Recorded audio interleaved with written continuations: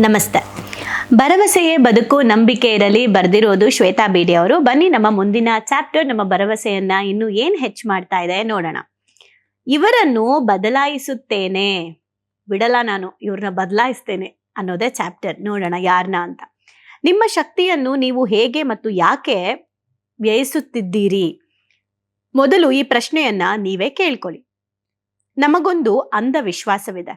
ಅದು ನಮ್ಮವರನ್ನು ಅಥವಾ ನಮ್ಮವರು ಅನಿಸಿಕೊಳ್ಳುವವರನ್ನು ಶತಾಯಗತಾಯವಾಗಿ ಬದಲಾಯಿಸ್ಬಿಡ್ತೀನಿ ಅನ್ನುವಂತಹ ಹುಂಬು ಧೈರ್ಯ. ಮೂಲತಃ ಆ ವ್ಯಕ್ತಿಗಳು ಯಾವುದೇ ರೀತಿಯಲ್ಲೂ ನಿಮ್ಮ ವ್ಯಕ್ತಿತ್ವಕ್ಕೆ ತಕ್ಕವರಾಗಿರೋದಿಲ್ಲ. ಅವರ ನಡೆ ನುಡಿ ಪ್ರತಿಯೊಂದನ್ನು ನೀವು ತಿದ್ದಬೇಕು ಅಂತ ಎಷ್ಟು ನೀವು ಹೋಗ್ತೀರೋ ಅಷ್ಟು ನೀವು ನಿಮ್ಮ ವ್ಯಕ್ತಿತ್ವವನ್ನ ಕಳ್ಕೊಳ್ತೀರಾ. ಅವರೇ ನಮ್ಮನ್ನ ಸೆಳಿತಾರೆ, ಅದರಲ್ಲೂ ಅಪರಾಧವಿಲ್ಲ, ನಿಜ. ಆದರೆ ಒಮ್ಮೆ ಅವರ ನೆಗೆಟಿವ್ ಗುಣಗಳನ್ನು ನೀವು ಕೂಡ ಅವರ ನೆಗೆಟಿವ್ ಗುಣಗಳು ನಿಮ್ಮನ್ನೂ ಕಾಡತೊಡಗುತ್ತೆ, ನಿಮ್ಮ ವ್ಯಕ್ತಿತ್ವದ ಮೇಲೆ ಪ್ರಭಾವ ಬೀರುತ್ತೆ. ಅದಕ್ಕೋಸ್ಕರ ನೀವು ಎಚ್ಚರಿಕೆಯಿಂದ ಇರಬೇಕು. ಇಲ್ಲಿ ಒಂದು ಸ್ಟೋರಿ ಇದೆ, ಆ ಸ್ಟೋರಿನ ಸಿಂಪಲ್ ಆಗಿ ಹೇಳ್ತೀನಿ. ಒಂದು ಕರಡಿ ಮತ್ತೆ ನರಿ ಇತ್ತಂತೆ. ಕರಡಿ ಮತ್ತೆ ನರಿ ಇಬ್ರು ಕೂಡ ಮಾತಾಡಿದ್ರಂತೆ. ಏನಂದ್ರೆ, ಗೆಣಸು ಬೆಳೆಯೋಣ ಈ ಸಲ ನಾವು. ಸೊ ಭೂಮಿ ಒಳಗಡೆ ಇರೋದೆಲ್ಲ ನಾನ್ ತಿಂತೀನಿ, ಮೇಲಿರೋದೆಲ್ಲ ನೀನ್ ತಿನ್ನು ಅಂತ ನರಿ ಕರಡಿಗೆ ಹೇಳ್ತಂತೆ. ಕರಡಿ ಒಪ್ಕೊಳ್ತಂತೆ. ಕೊನೆಗೆ ಏನು ಗೆಣಸು ಬಂತಂತೆ. ಗೆಣಸು ಬಂದಾಗ ಎಲ್ರೂ ಭೂಮಿ ಒಳಗಡೆ ಇರುವಂತ ಇವಾಗ ತಿನ್ಬೇಕಲ್ವಾ, ನರಿ ಭೂಮಿ ಒಳಗಡೆ ಇರುವಂತಹ ಗೆಣಸನ್ನ ತಿನ್ನಕ್ ಶುರು ಮಾಡ್ತಂತೆ. ಕರಡಿ ಮೇಲಿರುವಂತದ್ದನ್ನ ತಿನ್ನೋಕೆ ಶುರು ಮಾಡ್ತಂತೆ. ಅದಕ್ಕೆ ಬೇಜಾರಾಯ್ತಂತೆ. ಏನಪ್ಪ ಮೇಲ್ಗಡೆ ತಿಂತಾ ಇದೀನಲ್ಲ ನಾನು ಅಂತ ಅನ್ಸಕ್ ಸ್ಟಾರ್ಟ್ ಆಯ್ತಂತೆ. ಅದಾದ್ಮೇಲೆ ಕರಡಿ ಸುಮ್ನೆ ಇತ್ತಂತೆ. ಆಯ್ತು ಬಿಡು, ಇದು ಒಂದ್ಸಲ ಏನೋ ಹಿಂಗಾಗಿದೆ ಅಂತ. ಮತ್ತೆ ನೆಕ್ಸ್ಟ್ ಟೈಮು ಕರಡಿ ಹೇಳ್ತಂತೆ ಜೋಳ ಬೆಳೆಯೋಣ ಅಂತ. ಇವನ್ ಹೇಳಿದ್ ಬೆಳೆದ್ರೆ ಹಿಂಗ್ ಮಾಡ್ಬಿಡ್ತಾನೆ, ಸೊ ಜೋಳ ಬೆಳೆಯೋಣ ಅಂತ. ಏನ್ ಜೋಳ ಬೆಳೆಯೋಣ ಅಂತ ಹೇಳಿ ಶುರು ಮಾಡಿದಾಗ ಅವಾಗ ಹೇಳ್ತಂತೆ ನರಿ, ಆಯ್ತು ಈ ಸಲ ನೀನು ಕೆಳಗಡೆ ಇರೋದ್ ತಗೋ, ಲಾಸ್ಟ್ ಟೈಮ್ ನಾನ್ ತಗೊಂಡಿದ್ದೆ, ಈ ಸಲ ನಾನ್ ಮೇಲ್ಗಡೆ ಇರೋದ್ ತಗೊಳ್ತೀನಿ ಅಂತಂತೆ. ಅದಕ್ಕೆ ಕರಡಿ, ಓ ಈ ಸಲನಾದ್ರೂ ನಂಗೆ ಮೇಲ್ಗಡೆ ಕೊಡ್ತಾನಪ್ಪ ಅಂತ ಅನ್ಕೊಂಡಿತ್ತಂತೆ. ಕೊನೆಗೆ ಜೋಳ ಬಂದಾಗ ಕೆಳಗಡೆದು ಕರಡಿಗೆ, ಮೇಲ್ಗಡೆದು ನರಿಗೆ. ಅಂದ್ರೆ ಏನು, ಜೋಳ ನರಿಗ್ ಸಿಕ್ತು, ಮತ್ತೆ ಬೇರು ಅಂದ್ರೆ ತಿನ್ಬಾರ್ದೇ ಇರುವಂತದ್ದು ಕರಡಿಗ್ ಸಿಕ್ತು. ಆಯ್ತಂತೆ. ಇದೇ ತರ 10 ಬಾರಿ ನರಿ ಕರಡಿಗೆ ಮೋಸ ಮಾಡ್ತಂತೆ. ಸೊ ಮೋಸ ಮಾಡಿದಾಗ ಈ ಕಥೆಯಲ್ಲಿ ನಾವ್ ಏನೇನ್ ಯೋಚನೆ ಮಾಡ್ತೀವಿ? ಒಂದು, ಪಾಪ ಕರಡಿ ಮತ್ತೆ ಮತ್ತೆ ಮೋಸ ಹೋಯ್ತಲ್ಲ ಅಂತ ಅನ್ಕೊಳ್ತೀವಿ. ಪಾಪ ಕರಡಿಗ್ ಬುದ್ಧಿ ಇರ್ಲಿಲ್ವಾ, ಹಿಂಗೆ ಮೋಸ ಮಾಡಬಾರ್ದಿತ್ತು ಅನ್ಕೊಳ್ತೀವಿ. ಅಥವಾ ನರಿ ಮೇಲೆ ಕೋಪ ಬರುತ್ತೆ, ಕರಡಿ ಮೇಲೆ ಅನುಕಂಪ ಬರುತ್ತೆ. ಇವು ನಡೀತಾ ಇರುತ್ತೆ ಅಲ್ವಾ. ಆದ್ರೆ ನಾವಿಲ್ಲಿ ಯೋಚನೆ ಮಾಡ್ಬೇಕಾಗಿರೋ ಸಿಂಪಲ್ ಥಿಂಗ್ ಏನಂದ್ರೆ, ನರಿ ಅದರ ಗುಣನೇ ಮೋಸ ಮಾಡೋದು. ಮೋಸ ಮಾಡೋದೇ ಅದ್ರ ಗುಣ. ಈಗ ಅದ್ರ ಗುಣನ ಬದಲಾಯಿಸ್ಬೇಕು ಅಂತ ನಾವು ಕತೆ ವಿಚಾರದಲ್ಲೂ ಕೂಡ ಪ್ರಯತ್ನ ಪಡ್ತಾ ಇದೀವ. ಅಯ್ಯೋ ನರಿ ಹಿಂಗ್ ಮಾಡ್ಬಾರ್ದಿತ್ತು ಅಂತ ಇದೀವಿ ಅಂದ್ರೆ, ಅಯ್ಯೋ ಅದ್ರ ಗುಣ ಅದು, ಅದ್ರ ನೇಚರ್ ಅದು. ಈಗ ಕನ್ನಡ ಭಾಷೆ ಗೊತ್ತಿರೋರ್ಗೆ ನೀನ್ ಹಿಂದಿಯಲ್ಲೇ ಮಾತಾಡ್ಬೇಕು, ಇಂಗ್ಲಿಷಲ್ಲೇ ಮಾತಾಡ್ಬೇಕು ಅಂದ್ರೆ ಹೇಗ್ ಸಾಧ್ಯ? ಅದು ಅವರ ಭಾಷೆ. ಅದೇ ತರ ನರಿಯ ಒಂದು ಗುಣನೇ ಮೋಸ ಮಾಡೋದು ಅಂದ್ಮೇಲೆ ಅದನ್ನ ಬದಲಾಯಿಸೋ ಪ್ರಯತ್ನ ನಮ್ಗೆ ಯಾಕೆ? ಅಂಡ್ ನಾವು ಒಂದು ಕಥೆಯಲ್ಲೇ ಇಷ್ಟೆಲ್ಲ ಯೋಚನೆ ಮಾಡ್ತೀವಿ ಅಂದ್ರೆ ಇನ್ನ ಜೀವನದಲ್ಲಿ ಬಿಡ್ತೀವಾ? ಹೌದಲ್ವಾ? ಈಗ ಸ್ವಲ್ಪ ನಿಮ್ಗೂ ಓಪನ್ ಆಗ್ತಾ ಇರ್ಬೋದು, ಎಲ್ಲೆಲ್ಲಿ ಈ ತರ ಮಾಡ್ತಾ ಇದೀವಿ ನಾವು, ನರಿ ಅಂತ ಇರೋರ್ನ ಎಲ್ಲಿ ಬದಲಾಯಿಸಕ್ ಹೋಗ್ತಾ ಇದೀವಿ ಅಂತ. ಓಕೆ, ಸೊ ಇಲ್ಲಿ ನಾವು ನೋಡೋಣ. ಕೆಲವರು ಸೂಕ್ಷ್ಮ ಗ್ರಾಹಿಗಳು ನಿಮ್ಮ ಮಾತಿಗಿಂತ ಮೊದಲೇ ನಿಮ್ಮ ಭಾವನೆಗಳನ್ನ ಅರ್ಥ ಮಾಡಿಕೊಳ್ಳುವಷ್ಟು ಪಕ್ವ ಇರ್ತಾರೆ. ಕೆಲವರಿಗೆ ಹೇಳ್ಬೇಕಾಗತ್ತೆ, ಆದ್ರೆ ಎಂದೂ ಬದಲಾಗದ ಹಠಮಾರಿ ರೀತಿಯವರು ನಿಮ್ಮ ಜೊತೆ ಇದ್ದು ಅವರನ್ನು ನೀವೇನೋ ಬದಲಾಯಿಸಿ ಹೊಸ ಸಾಧನೆ ಮಾಡುವ ಹುಂಬತನ ಹೊಂದಿದ್ರೆ ದಯವಿಟ್ಟು ಇವತ್ತೇ ಬಿಟ್ಟು ಬಿಡಿ. ನಿಮ್ಮನ್ನ ನಕಾರಾತ್ಮಕತೆಯ ಕಡೆ ದೂಡುವ ನಿಮ್ಮ ಅಂತಃಶಕ್ತಿಯನ್ನ ಕುಗ್ಗಿಸುವವರೊಂದಿಗೆ ಒಡನಾಟ ನೀವು ದಯವಿಟ್ಟು ಕಟ್ ಮಾಡ್ಕೊಳ್ಳಿ. ಅಂದ್ರೆ ಅವ್ರ ಜೊತೆ ಒಡನಾಟ ಕಟ್ ಮಾಡ್ಕೊಳ್ಳೋದಲ್ಲ, ಅವ್ರನ್ನ ಸರಿ ಮಾಡ್ತೀನಿ ಅನ್ನೋ ಭಾವನೆಯನ್ನ ಕಟ್ ಮಾಡ್ಕೊಳ್ಳಿ.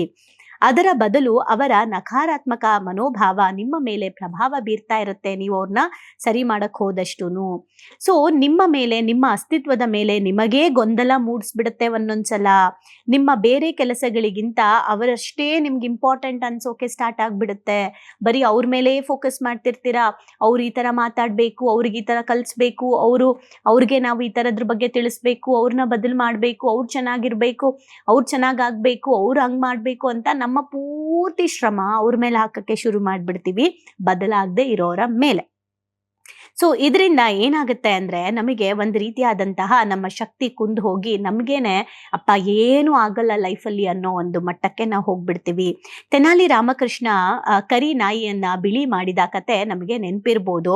ಅದು ಸಾಧ್ಯ ಅಂತಾನು ಅನ್ಸ್ಬೋದು. ಮೇ ಬಿ ಅದನ್ನ ಮೋಟಿವೇಶನ್ ತಗೊಂಡು ನಾವು ಕಪ್ಪು ನಾಯಿನ ಬೆಳ್ಳಗ್ ಮಾಡ್ತೀವಿ ಅಂತ ಹೋಗಿ ನಮ್ ಜೀವನದಲ್ಲೂ ಕೆಟ್ಟವ್ರನ್ನೆಲ್ಲ ಒಳ್ಳೇದ್ ಮಾಡ್ಬಿಡ್ತೀವಿ, ನಾವು ಮೋಸ ಮಾಡೋರ್ಗೆಲ್ಲ ಬುದ್ಧಿ ಕಲ್ಸ್ಬಿಡ್ತೀವಿ ಅಂತ ಹೋಗ್ಬಹುದು. ಆದ್ರೆ ಅದು ಎಷ್ಟು ಸಾಧ್ಯ, ಮೋಟಿವೇಶನ್ನೇ ಬೇರೆ, ನಿಜ ಸತ್ಯನೇ ಬೇರೆ ಅನ್ನೋದನ್ನ ನಾವು ಅರ್ಥ ಮಾಡ್ಕೊಬೇಕಾಗಿದೆ. ಅವ್ರನ್ನ ಸರಿ ಮಾಡಕ್ ಹೋಗಿ ನಾವು ರೋಗ ಬರ್ಸ್ಕೊಂಡು, ಅವ್ರನ್ನ ಸರಿ ಮಾಡಕ್ ಹೋಗಿ ನಾವು ಲೈಫ್ನ ಹಾಳು ಮಾಡ್ಕೊಳ್ಳೋದ್ರಲ್ಲಿ ಎಷ್ಟು ಅರ್ಥ ಇದೆ.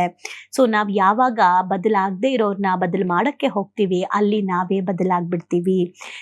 ನನಗೆ ಒಂದು ವಿಚಾರ ಹೇಳ್ತೀನಿ. ಒಬ್ರು ನನಗೆ ಮತ್ತೆ ನನಗೆ ತುಂಬಾ ಹತ್ತಿರದಲ್ಲಿರೋರ್ಗೆ, ತುಂಬಾ ಹತ್ತಿರದಲ್ಲಿ ಇರೋರಿಂದಾನೆ ಒಂದು ಮೋಸ ಆಯ್ತು. ಸಾರಿ, ನಿಮ್ಗೆ ಅರ್ಥ ಮಾಡ್ಸಕ್ ಮೋಸ ಅಂತ ಬಳಸ್ತಾ ಇದ್ದೀನಿ. ಮೋಸ ಆಯ್ತು. ಸೊ ನಾನೇನ್ ಮಾಡ್ದೆ, ಕ್ಷಮೆ ಗಿಮೆ ಅದೆಲ್ಲ ಆಯ್ತು, ಓಕೆ. ಬಟ್ ಎಷ್ಟು ಸಲ ನಾನು ಚಾನ್ಸ್ ಕೊಟ್ಟಿದ್ದೆ ಅವರಿಗೆ ಅಂದ್ರೆ ಮೇ ಬಿ ಒಂದು 4-5 ಬಾರಿ ನಾನು ಅಕ್ಸೆಪ್ಟ್ ಮಾಡಿದ್ದೆ ಅವ್ರು ಮಾಡಿದಂತಹ ದೊಡ್ಡ ದೊಡ್ಡ ತಪ್ಪುಗಳನ್ನ. ಯಾರಿಗೂ ಹೇಳ್ದೆ, ಅವ್ರ ವ್ಯಕ್ತಿತ್ವನು ಎಲ್ಲೂ ಹಾಳು ಮಾಡ್ದೆ, ಆ ಸರ್ಕಲ್ ಅಲ್ಲೇ ಇಟ್ಕೊಂಡು ಕ್ಲೋಸ್ ಮಾಡಿದ್ದೆ. ಬಟ್ ಅದು ಮತ್ತೆ ಮುಂದುವರೆದು ದೊಡ್ಡದಾದಂತಹ ತಪ್ಪನ್ನ ಅವ್ರು ಮಾಡಿದಾಗ ನಾನು ಡಿಸೈಡ್ ಆದೆ, ಫಿನಿಶ್. ಇನ್ನ ನಾನು ಬಿಕಾಸ್ ನನಗೆ ಅರ್ಥ ಆಯ್ತು ನಾನು ಎಷ್ಟು ನನ್ನ ಫೋಕಸ್ನ ಅವ್ರ ಮೇಲೆ ಮಾಡಿ ಮಾಡಿ ಮಾಡಿ ಮಾಡಿ ನನ್ನ ಜೀವನದಲ್ಲಿ ಎಷ್ಟು ಕುಗ್ಗೋಗಿದ್ದೆ.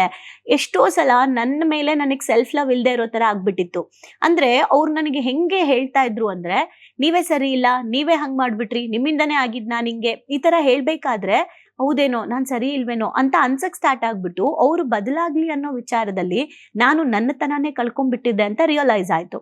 ಈ ಪ್ರಾಬ್ಲಮ್ ಆದ್ಮೇಲೆ ನನ್ಗೆ ಪರಿಚಯ ಇರೋರ್ಗು ಈ ಪ್ರಾಬ್ಲಮ್ ಆದಾಗ ಇವತ್ತಿಗೆ ನಾನು ಇಲ್ಲಿಗೆ ಫುಲ್ ಸ್ಟಾಪ್ ಇಡ್ತಾ ಇದ್ದೀನಿ. ಇನ್ ಮುಂದೆ ಯಾವುದೇ ಕಾರಣಕ್ಕೂ ಸಿಕ್ಕದಾಗ ಖಂಡಿತ ಮಾತಾಡಿಸ್ತೀನಿ, ಯಾವುದೇ ತೊಂದರೆ ಇಲ್ಲ ನಿನ್ನ ನಡುವೆ. ಆದ್ರೆ ಇನ್ ಮುಂದೆ ನನ್ನ ಲೈಫಲ್ಲಿ ನಿನಗೆ ಯಾವುದೇ ರೀತಿಯಾದಂತಹ ಎಂಟ್ರಿ ಬೇಡ. ಆ ಟೈಮ್ ವಿಧಿನೇ ಕ್ರಿಯೇಟ್ ಮಾಡ್ದಂಗ್ ನೋಡ್ಕೊಳ್ಳೋಣ, ಬಟ್ ಈ ಪ್ರಜ್ಞೆಯಲ್ಲಿ ಬೇಡ ಅಂತ ನಾನು ಫುಲ್ ಸ್ಟಾಪ್ ಇಟ್ಟೆ. ನನ್ನ ಜೊತೆಲಿ ಇದ್ರಲ್ಲ ಅವರು, ಇಲ್ಲ ಎಲ್ಲೋ ಮತ್ತೆ ಏನೋ ಮಿಸ್ಟೇಕ್ ಆಗಿರ್ಬೋದು, ಇನ್ನೊಂದ್ಸಲ ನಾವು ಅರ್ಥ ಮಾಡಿಸ್ಬಿಟ್ಟು ಇನ್ನೂ ಒಂದ್ ಸ್ವಲ್ಪ ಏನ್ ಮಿಸ್ ಆಗಿದೆ ನೋಡ್ಬಿಟ್ಟು ಇನ್ನೊಂಚೂರು ನಾಲೆಡ್ಜ್ ಕೊಟ್ರೆ ಮೋಸ್ಟ್ಲಿ ಸರಿ ಹೋಗ್ಬೋದು. ನಾನು ಸುಮ್ಮನೆ ಅವ್ರ ಕಡೆ ತಿರುಗ್ಬಿಟ್ಟು ನೀವು ಪ್ರಯತ್ನ ಮಾಡಿ ಅಂದೆ. ನೀವು ಪ್ರಯತ್ನ ಮಾಡಿ. ನಾನು 4-5 ಸಲ ಪ್ರಯತ್ನ ಮಾಡಿ ಇದು ನನ್ನ ಜೀವನಕ್ಕೆ ದೊಡ್ಡ ಪೆಟ್ಟ ಆಗೋಗ್ಬಿಟ್ಟಿದೆ. ಈಗ ನೀವು ನನ್ನಿಂದ ಎಕ್ಸ್ಪೀರಿಯನ್ಸ್ ತಗೊಂಡು ನೀವು ಸರಿ ಹೋಗ್ತೀರಾ ಅಂದ್ರೆ ಓಕೆ, ಇಲ್ಲ ನೀವು ಹೋಗಿ ಅವ್ರನ್ನ ಇನ್ನೂ ನಾನು ಸರಿ ಮಾಡ್ತೀನಿ, ಅವ್ರ ಲೈಫಲ್ಲಿ ಪಾಪ ಅವ್ರ ಕರ್ಮನ ಕಳಿಯೋದಕ್ಕೆ ನಾನು ಸಪೋರ್ಟ್ ಮಾಡ್ತೀನಿ, ಅವ್ರನ್ನ ನನ್ನ ಜೊತೆಲಿ ಹಾಕೊಳ್ತೀನಿ ಅಂತಂದ್ರೆ ಅದು ನಿಮಗ್ ಬಿಟ್ಟಿದ್ದು. ನಾನು ಅದ್ರ ಬಗ್ಗೆ ಏನು ಮಾತಾಡಲ್ಲ. ಬಟ್ ಒಂದಂತೂ ನಿಜ, ಏನೇ ಬಂದ್ರು ಅದನ್ನ ಸ್ವೀಕರ್ಸಕ್ ನೀವು ರೆಡಿ ಇದ್ರೆ ಹೋಗಿ ಅಂತ. ಸೊ ಅವರು 1-2-3 ಪ್ರಯತ್ನ ಮಾಡಕ್ ಹೋಗಿ ಅವ್ರಿಗೆ ಕೆಲವೊಂದು ರಿವರ್ಸ್ ಆದಾಗ ಇಲ್ಲ ಬದಲಾಗೋ ಕ್ಯಾಟಗರಿನೇ ಅವರಲ್ಲ ಅಂತ ಹೇಳಿದ್ರು. ಅದನ್ನೇ ನಾನು ಹೇಳಿದ್ದು. ಆಮೇಲೆ ನನಗೂ ಅರ್ಥ ಆಗಿದ್ದು, ಬದಲಾಗಕ್ಕೆ ರೆಡಿ ಇರೋರು ಅವರೇ ಬದಲಾಗಕ್ಕೆ ಬರ್ತಾರೆ. ಬದಲಾಗಕ್ಕೆ ರೆಡಿ ಇರೋರು ನಮಗೆ ಗೊತ್ತಾಗುತ್ತೆ ಅವ್ರು ಬದಲಾಗಕ್ಕೆ ರೆಡಿ ಇದ್ದಾರೆ ಅಂತ. ಫಸ್ಟ್ ಆಫ್ ಆಲ್ ನಾವ್ಯಾಕೆ ಬೇರೆಯವ್ರನ್ನ ಬದಲು ಮಾಡ್ಬೇಕು. ಸೆಕೆಂಡ್ ಥಿಂಗ್, ಬದಲಾಗಕ್ಕೆ ರೆಡಿ ಇರೋರು ಬದಲಾಗ್ತಾರೆ. ಬದಲಾಗಕ್ಕೆ ರೆಡಿನೇ ಇಲ್ಲದೆ ಇರೋರು ಯಾವತ್ತೂ ಬದಲಾಗಲ್ಲ. ಅವ್ರನ್ನ ಬದಲಾಯಿಸೋ ಪ್ರಯತ್ನದಲ್ಲಿ ನೀವು ನಿಮ್ಮ ವ್ಯಕ್ತಿತ್ವ, ನಿಮ್ಮ ಶಕ್ತಿಯನ್ನ ಹಾಳು ಮಾಡ್ಕೊಳ್ತೀರಾ. ಸೊ ಇಲ್ಲಿ ಫೈನಲಿ ನಾವು ಮಾಡ್ಬೇಕಾಗಿರೋದು ಏನಂದ್ರೆ, ಆ ಥರ ಒಂದು ವ್ಯರ್ಥ ಪ್ರಯತ್ನ ಮಾಡೋದ್ರ ಬದಲು ಸುಮ್ಮನಿರೋದು ಒಳ್ಳೇದು. ಅದ್ರ ಬದಲು ನೀವು ನಿಮ್ಮ ಗುರಿನ ಅಚೀವ್ ಮಾಡೋದಕ್ಕೆ ನೀವೇನ್ ಬದಲಾಗಬೇಕು ಅನ್ನೋದ್ರ ಮೇಲೆ ಫೋಕಸ್ ಮಾಡಿ ಸಾಕು. ಇವತ್ತಿಂದ ಅದು ಗಂಡನೇ ಆಗಿರ್ಲಿ, ಹೆಂಡತಿನೇ ಆಗಿರ್ಲಿ, ಯಾರೇ ಆಗಿರ್ಲಿ, ಅವ್ರು ಕೇಳಿದಾಗ ಸಜೆಷನ್ ಕೊಡಿ. ಸಾಧ್ಯ ಆದ್ರೆ ಸುಮ್ಮನೆ ಹೇಳಿ. ಆದ್ರೆ ಅದು ಬದಲು ಮಾಡ್ಬಿಡ್ತೀನಿ ಅನ್ನೋ ಭ್ರಮೆಗೆ ಹೋಗ್ಬೇಡಿ. ಅದು ತುಂಬಾ ಪೇನ್ ಕೊಡುತ್ತೆ. ನಾನು ಆ ಪೇನನ್ನ ಫೇಸ್ ಮಾಡಿದ್ದೀನಿ.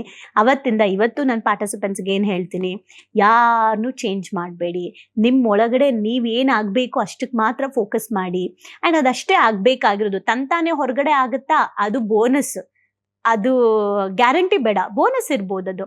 ಸೊ ಅದಕ್ಕೋಸ್ಕರ ನಾನೇನ್ ಹೇಳೋದು, ನಾವು ಯಾರು ಬದಲಾಗಬೇಕು, ನಾನ್ ಬದಲಾಗಬೇಕು.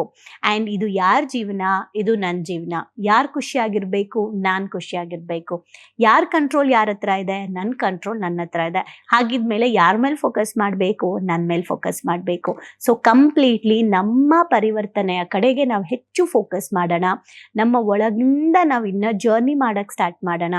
ನಮ್ಮ ಕೆಲಸದ ಮೇಲೆ, ನಮ್ಮ ಖುಷಿಯ ಮೇಲೆ, ನಮ್ಮ ಕರ್ತವ್ಯದ ಮೇಲೆ, ನಮ್ಮ ಜವಾಬ್ದಾರಿ ಮೇಲೆ ಫೋಕಸ್ ಮಾಡ್ತಾ ಯಾರನ್ನು ದ್ವೇಷ ಮಾಡದೆ ಒಂದು ಬೌಂಡ್ರಿ ಹಾಕೊಂಡು, ಅಂದ್ರೆ ಕೆಲವೊಂದು ಹತ್ರದ ಸಂಬಂಧಕ್ಕೆ, ಅಂದ್ರೆ ಗಂಡ ಹೆಂಡತಿ ಈ ತರ ಸಂಬಂಧಕ್ಕೆ ನಾವು ಬೌಂಡ್ರಿ ಹಾಕೊಳಕ್ ಆಗಲ್ಲ. ವ್ಯಕ್ತಿನ ದೂರ ಮಾಡಬೇಡಿ, ಆದ್ರೆ ಅವ್ರನ್ನ ಪ್ರಯತ್ನ ಮಾಡೋ ಇದ್ರಲ್ಲಿ ನಿಮ್ಮನ್ನ ನೀವು ದೂರ ಮಾಡ್ಕೋಬೇಡಿ. ಸೊ ಓವರ್ ಆಲ್ ಏನ್ ಅರ್ಥ ಆಯ್ತು? ನೀವು ಈ ತರ ಪ್ರಯತ್ನ ಮಾಡಿ ಸುಸ್ತಾಗಿದ್ದೀರಾ, ಯೋಚನೆ ಮಾಡಿ. ಆ ಪ್ರಯತ್ನ ಬಿಟ್ಟ ಮೇಲೆ ನಿಮಗೆ ನೆಮ್ಮದಿ ಸಿಕ್ಕಿದ್ಯಾ? ಕಮೆಂಟ್ ಮಾಡಿ. ಸೊ ಓವರ್ ಆಲ್ ಇದ್ರಲ್ಲಿ ಏನ್ ಅರ್ಥ ಆಯ್ತು ಅಂತ ಹೇಳಿ. ಹಾಗೆ ಇನ್ನೊಬ್ಬರನ್ನ ಬದಲಾಯಿಸಕ್ ಹೋದ್ರೆ ನಿಮ್ಮ ಬದುಕಿನ ಭರವಸೆ ನೀವೇ ಹಾಳು ಮಾಡ್ಕೋತೀರಾ. ಹಾಗಾಗಿ ನಿಮ್ಮ ಮೇಲೆ ನಿಮ್ಮ ಫೋಕಸ್ ಇರ್ಲಿ ಅಂತ ಹೇಳ್ತಾ, ಭರವಸೆಯೇ ಬದುಕು, ನಂಬಿಕೆ ಇರ್ಲಿ. Thank you.